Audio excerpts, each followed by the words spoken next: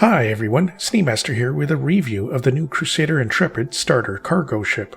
The Intrepid was released flyable for patch 3.23.3 and is available for purchase on the website for the IAE show. The Intrepid is primarily a small cargo ship with comfortable living quarters and a non-symmetrical shape, with a cockpit on the left side and a big gun on the right. It is 20 meters wide, 6 meters high, and 23 meters long. A little longer than an Aurora, but much wider. The Intrepid is designed for one person.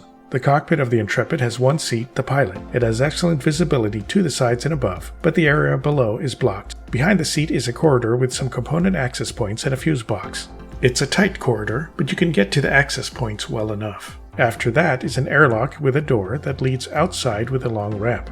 This is probably one of the longest ramps I've seen on a small ship, but other ships use ladders, so this may be an improvement, especially if you want to carry something up into the ship. Further back is the engineering and cargo room. Here you have two cargo holding sections, as well as an engineering computer and more components. The components are all crammed behind one access panel, and on the other side is an engineering terminal that doesn't function yet.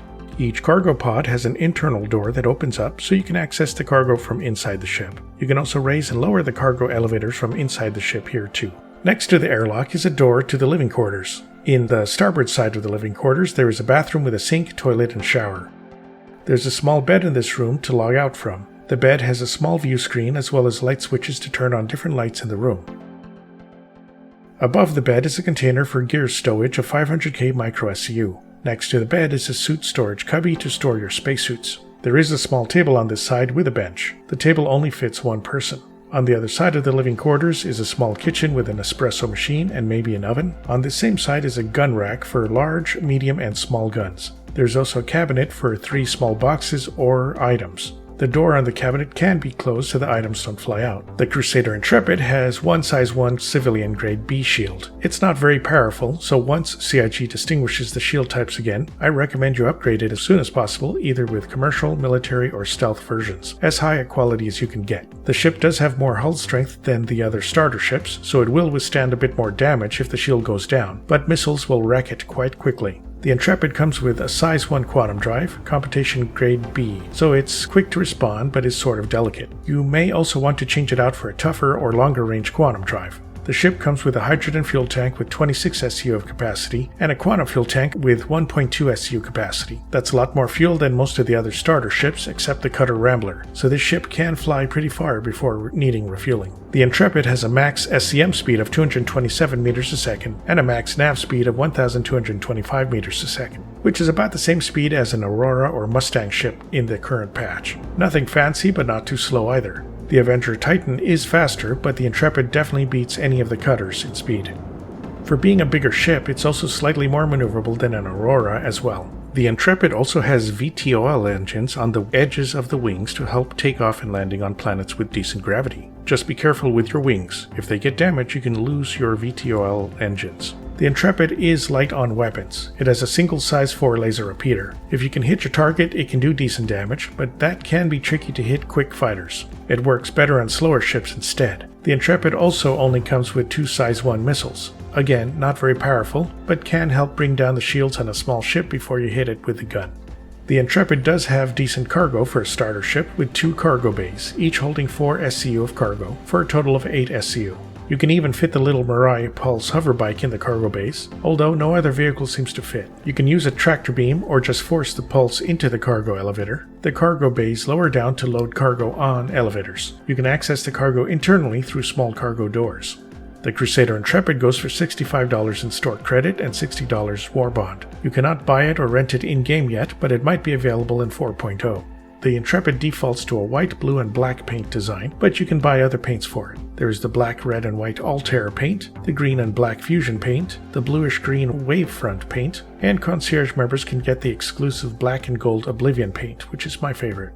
People buying the Intrepid for this IAE 2954 will also get a free dark gray and blue Nocturne paint, whether you buy the ship completely or just upgrade to it. There is also the Intrepid Starter Pack. Normally it runs for $80, but you can buy it during the IAE 2954 show for $68. It has the starter package, the ship, the fusion paint, 20,000 UEC, and lifetime insurance. That's a pretty decent price for the whole set right now, and cheaper than the Adventure Starter Package. The regular starter package won't have the paint or lifetime insurance if you buy it outside the IAE time, so now is a good time to buy. The Crusader Intrepid is the smallest of the Crusader ships, but it is a decent starter ship. It can hold cargo, has living quarters, and is about average in speed. For a starter ship, it has the nicest living quarters I've seen. A nice bed, bathroom, kitchen, and storage. It carries 8 SU of cargo, which is more than the other starters, aside from the Adventure Titan. No other starter has that combination of living quarters and cargo together. You can properly fit one hover vehicle on the ship, the Mirai Pulse, since it's so small. It fits in the cargo bins with some careful squeezing. Sadly, no other hover vehicle can currently officially fit well in the ship, but you might be able to fit the X1 in there in the airlock room if you don't mind blocking that airlock hallway. The Intrepid is well designed for cargo hauling and delivery missions. It can only carry 1 and 2 SU containers in the cargo hold, or the small micro SU handheld containers, but it does work well for these sort of missions. The Intrepid could also do some smuggling and blockade running missions, as the nav speed is very fast for a ship this size, and you might be small enough to not get noticed, especially if you install stealth components on your ship.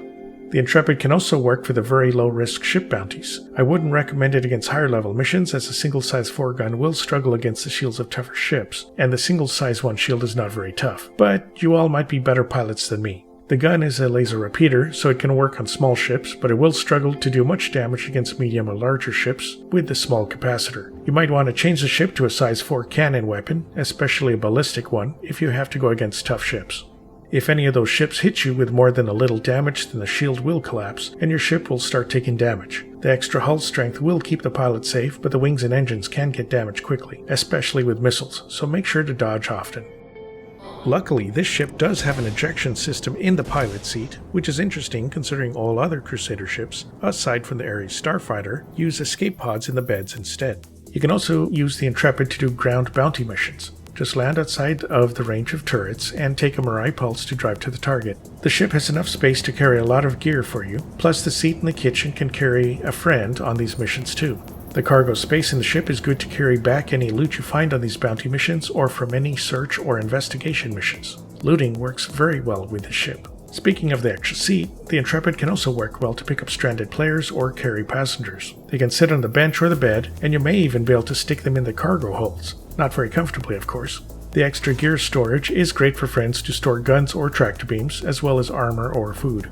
With all these features, just remember to be cautious going into combat. The ship is not the fastest ship out there, nor the most maneuverable, so fighters and other ships can take you down easily if you aren't careful. The single gun and 2 small missiles won't do a lot of damage, except against the weakest targets, so it's best to use the weapons defensively. When it comes to the appearance, I really like the ship, but not everyone enjoys that. The cockpit area is a bit blocky outside, and it is offset to the port side, but it feels very much like a well-worn cargo and smuggler ship, especially in the interior. It's like something you might find in the Star Wars universe.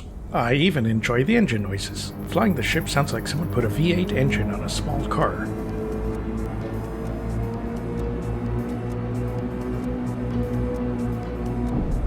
The single gun has upset some people, but for a starter ship I like it. It also has nicer quarters than ships like the Cutter Rambler or Mustang Beta, but as much cargo as any of them. The price isn't horrible for a starter, about the same as the Adventure Titan, more or less. Just focus on using the ship for what it's good at, light cargo or long-range travel, and it'll do pretty well for you. Alright, that's it for the Crusader Intrepid review. I hope you all take a look at the ship. Please like and subscribe if you enjoyed the video. You can use my referral code if you decide to jump in as Star Citizen, and you'll get 5,000 extra in-game credits. Here's a big thank you to my current patrons. Please check out my Patreon membership to help me make more videos. All patrons and members will have their names listed at the end of my videos and get access to my Discord channel. So feel free to sign up and let me know what you'd like to see next. Okay, catch you all next time.